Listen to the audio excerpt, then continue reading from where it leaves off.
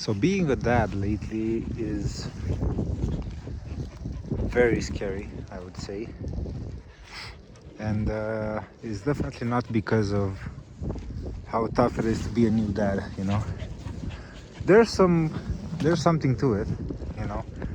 Uh, all of the life changes you need to go through, the effort, the long nights, sleepless nights.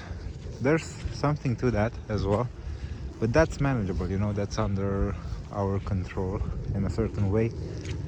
And even if it's not that much under of our control, we can still rely on the fact that it's just temporary. The kids are going to grow up, it's going to get easier, it's going to be different, but it's going to be easier, at least for the initial impact. But right now I would say that the scariest thing is the fact that we as humans, and especially as parents, we cannot predict, at least I can't predict, what the near future is going to look like. We have multiple things going on right now. So first, it's the war. The war is pretty crazy. I was not expecting that to happen. Came out of nowhere, and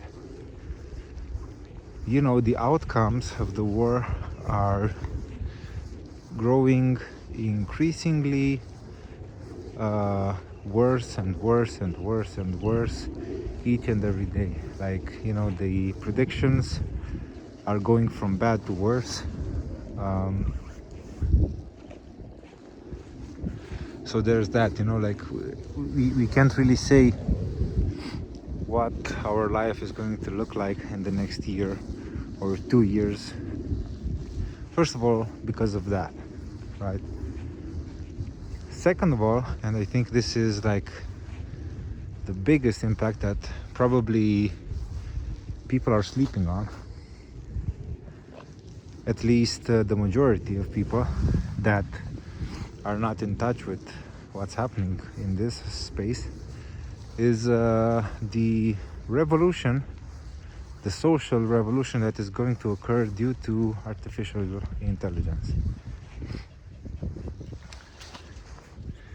It's been 4 years, 3-4 years since ChatGPT came out, and in just the first 2 months it became the most used tool online by people to research. And now we're talking about the biggest revolution in the history of humankind. And this is just the beginning, right? We have no idea what the future is going to look like because of it, and how the future of our work, our careers, our education, our entire livelihood, we don't know how that is going to look like in just a couple of years, guys. So all these companies are racing like crazy to have superiority, like the best model for AGI, super intelligence. I understand the reasoning behind it, why they can't stop, why we can't take a break and actually consider, what are the effects of this. Because if you don't reach AGI, your opponents will, and then you have a strategic disadvantage. I understand the reasoning, but that doesn't change the fact that this is really scary. We are going headfirst towards a future that we can't predict. It's really really scary for the common folk, you know. If you're a techno lord, probably not as scary because you have tons of resources, you know, you have tons of money, probably have like a crazy bunker in New Zealand that you can hide in. Although, I don't know, that's not the future that I want to live in anyway. But for us, for the common folk, it's like what do we expect for the future, for ourselves first? You know, are we still gonna have jobs in the next 10 years, 5-10 years? I doubt it. You know, I think I work with AI on a daily basis, and I see that it's getting better and better and better and better, at least in my field, you know, coding. I don't code anymore. Even though I used to like it, I don't do it anymore because it's pointless. Something that used to take me like 1 or 2 hours, now it's just done in a couple of minutes. It's way faster, it's good, it outputs good result at this point, probably going to be very, very good in a couple of years. It's like probably going to be at proficient level, so there's no point in trying to compete. And there's also other fields that are affected by this as we speak. Now, adoption may not be as quick as capabilities evolve for models, but it's just a matter of time, you know. We're talking about a couple of years. So how are we still going to have jobs in 5 years, 10 years? Probably not. You know, people say that hey man, there's going to be new opportunities coming for us, you know. There's going to be need for creatives, and it's going to require humans to be creative and find new solutions and opportunities. Yeah, probably for like 5% of the people, of the population of the world, you know. 95% of people, they are just laborers. They do jobs for money, you know. They're using their jobs to feed for their families. Probably not creative people. Maybe, you know, their context doesn't allow for them to be very creative. Maybe they're impoverished. Maybe they you know, have various circumstances that don't really allow for them to be as creative as people would like. So I think the immediate impact is going to be huge for people, and we don't really have any solutions for this. People talk about universal basic income. Yeah, that's an option, but you know, how are we going to get all the governments in the world aligned on this in a matter of 5 years, guys? It's like, you know, the corporate race for AGI is so fierce that, you know, it's just a matter of 2 to 5 years until we have AGI. Governments are notoriously slow, first of all, and second of all, you know, we have to align all of the governments of the world on this. This is very, very difficult, at least in my opinion, you know. So we have a disconnect, like a huge disconnect between what's actually happening with AI and also what the effects of adopting it will be, you know.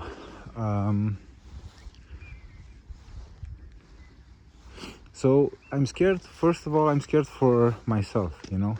Will I still be able to provide for my family?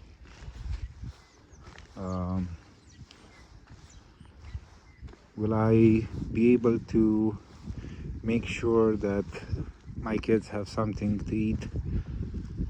my kids have access to healthcare, education, housing, you know, like I'm kind of scared at this point for the basic stuff, guys, like the, you know, the bottom of the pyramid of needs. This is the first time that I'm scared for that stuff, you know, and it's getting increasingly clearer for me that this is something that we all have to be concerned about.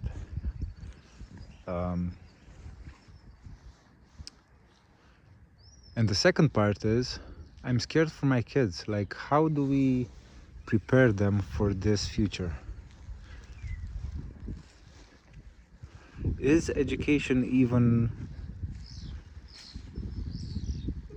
needed at this phase, you know? Like, how does education need to look like for new kids, like for young kids, considering how the world is evolving?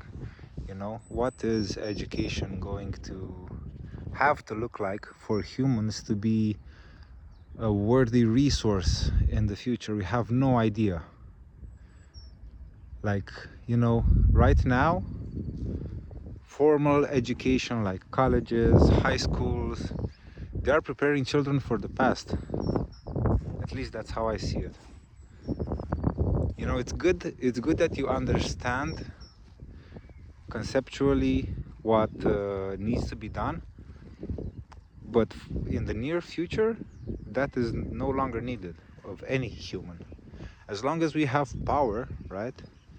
As long as we have electricity, like, intellect is not going to be needed, because everything intellectual is going to be automated. So what should we focus on in education? How should we prepare our kids for the future? Because first of all, we don't know what that future is going to look like.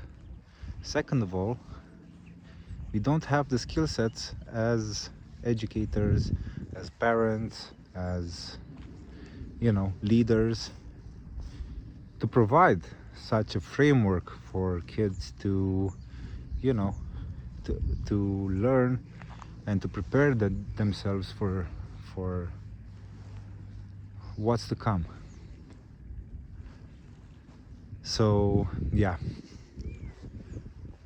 bottom line is, being a parent in 2026 is scary business.